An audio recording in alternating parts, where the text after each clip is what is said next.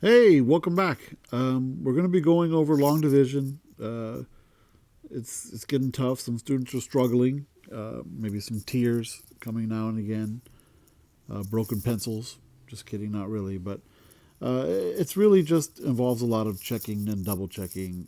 You have to know your math facts to really do long division, and it's really has to do with number sense. So let's jump into a problem and see if we can walk our way through it here. Let's do 17 uh, as our divisor, and let's do a dividend of, I don't know, 636. Okay, so here's one of the first roadblocks the students will hit is that they don't know where to start. There's three places that we can put a number above the 6 and the 100 spot, above the 3 and the 10 spot, or above the 6 and the 1 spot. So where do we start? Well, if we're working with a two-digit divisor, which we have here, then it really is, it nullifies that 6 in the 100 spot because there's no way we can fit a group of 17 into 6. So I've been telling the students put a 0 there so that we can get rid of that. It's really going to help us later on. And we know that our quotient is probably going to have two numbers, more than likely. So we can't fit that 17 into 6, but what about 63?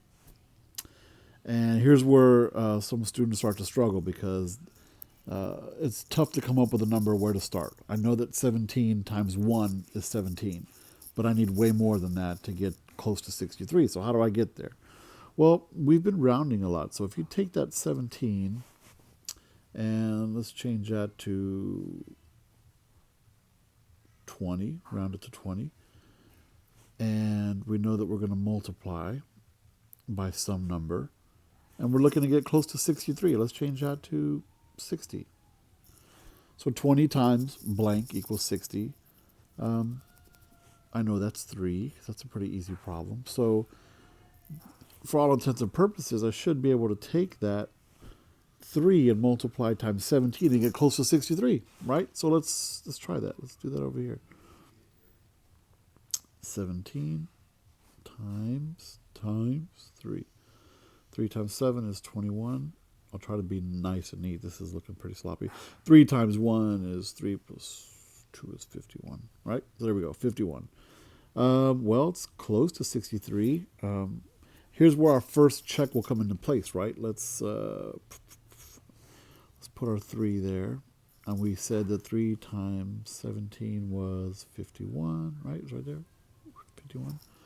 So let's put a 51.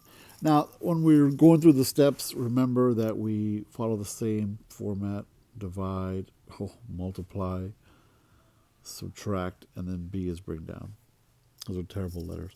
And the dividing is actually the guessing part. It's trying to find out how many groups will fit in. And we said 3, so that's our division part. We did that.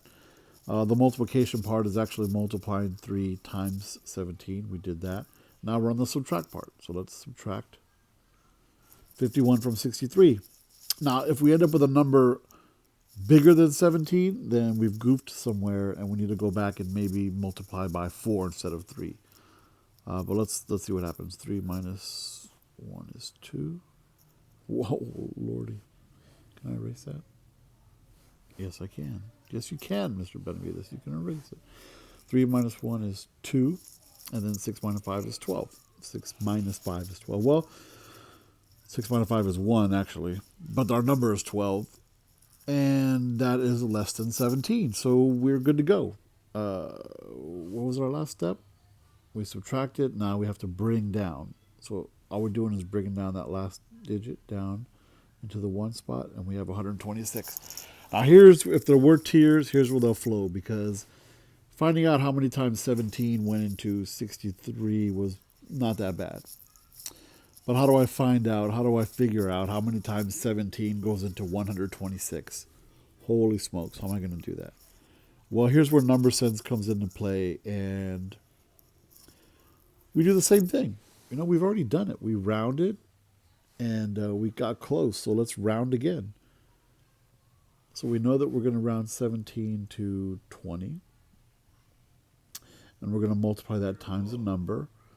And let's round this 126 right here to what? What do you think? What should we round it to? We could do 120. We could do 100. Let's do 120. Let's try that. 20 times blank equals 120. Well, I can count by twos, easy. 20, 40, 60, 80, 100, 120. And I know that 2 times 6 is 12, so that's 6 times, right? 20 times 6 is 120. So I should be able to take that 17, multiply it times 6, and get close to 126, right? Yes, no, let's try it. We'll do it over here. 17 times 6. 6 times 7, 42. 6 times 1 is 6. Plus 4 is 10. Well, I'm pretty close. But I think I could probably get closer. I think I might be able to fit one more 17 in there. Let's try it. Let's go over and try it. 17 times 7. Oh, we're getting bold. 7 times 7, 49. 7 times 1, 7 plus 4, 8, 9, 10, 11. 119. Is that correct? Maybe, yes. Okay. So, oh yeah, that's really close to 126. That's not bad. So let's do that. Let's use that 7. 17 times 7. And I did my math over here, and I said that was, what did I say? It was 119, right? So 7 times 17 is 119. Now I can subtract. And I just go through and use your, third grade brain to do this subtraction. I know that I can't subtract 9 from 6, so I have to regroup. That becomes a 1. This is 16. That becomes 7. And that's it. This is double 0. Boom, boom. Hey, 007. Okay, so that's 7. I can't fit any groups of 17 in that 7. And there's no more places to put a number on top. So that becomes my remainder 7. 37, remainder 7. So I'm all done. Figured it out. I'm good to go.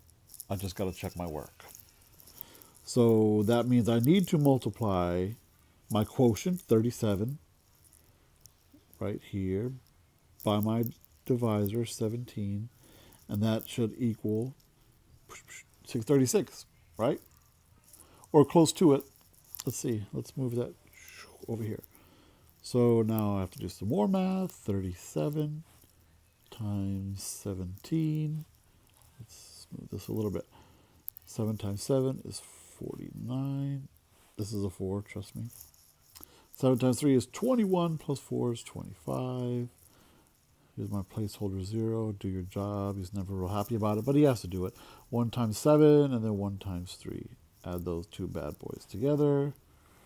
And I end up with 9, 12, 629, which is, 629. That says 636, so I did something wrong. But wait, I forgot about my remainder of 7. I have to take that remainder, add it to what I have left when I multiplied. Cross your fingers. This should equal 736. 2 plus 1 is 3. 636. I lost my problem. Where'd it go? There it is. Yeah, it's there. You can't see it, but it says 636. Trust me. So I have checked my work. Look at all this I've done. Checked my work, multiplied, divided, subtracted, and I got the number. So yes, long division takes a long time. That's why it's called long division. I'll put one up here for practice. Solve it in the comments, and or you can put it on Remind if you want. Let me throw one out there. Let's do something a little crazy. Let's try.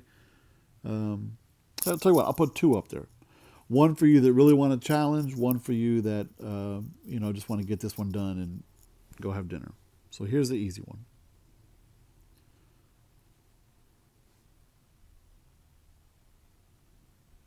Okay.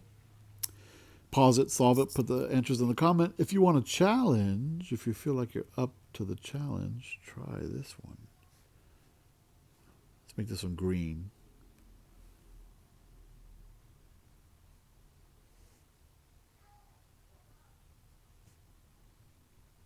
Oh, wow. That's 3,672, in case you couldn't read it. So there's your two problems. One not too bad, or easy. The other one's challenging. You can solve them both if you want. Good luck. See you tomorrow, and good night.